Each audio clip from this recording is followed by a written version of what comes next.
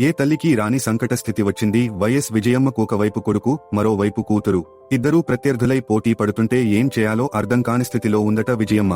అయినా సరే యుద్ధరంగానికి బయలుదేరుతున్న అన్న చెల్లెళ్ళిద్దరినీ దీవించి పంపిందామే. జగన్ ఇడుపులపాయలో తన పార్టీ అభ్యర్థుల జాబితాను రిలీజ్ చేస్తే ఆ రోజు ఆమె అక్కడ హాజరయ్యారు. ఇటీవల షర్మిల కాంగ్రెస్ అభ్యర్థుల జాబితాను రిలీజ్ చేస్తే ఆ రోజున ఆమె కుమార్తెతో కలిసి కనిపించారు. విజయమ్మ జగన్ని దీవించి ఎన్నికల ప్రచారానికి పంపిన ఫోటోలు జగన్ స్వంత మీడియా ప్రచురించగా, షర్మిలను దీవించి పంపించిన ఫోటోలను షర్మిల రిలీజ్ చేస్తూ ట్వీట్ చేశారు.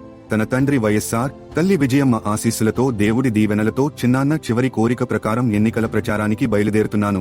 మీ రాజన్న బిడ్డను దీవించాలని ఆంధ్ర రాష్ట్ర ప్రజలను కోరుకుంటూ ఎన్నికల శంఖారావం పూరించనున్నాను.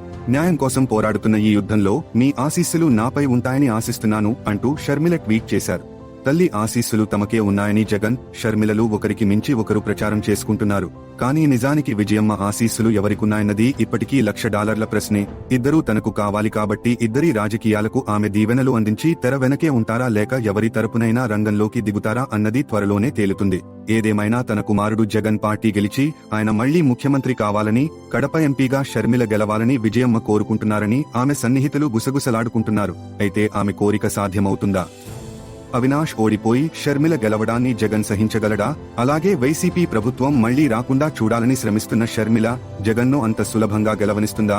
ఈ అన్న చెల్లెళ్ల కొట్లాటలో విజయమ్మ నలిగిపోతుందా, లేక దూరంగానే ఉంటుందా అనేది త్వరలోనే ఏపీ ఎన్నికల వేదికపై చూద్దాం.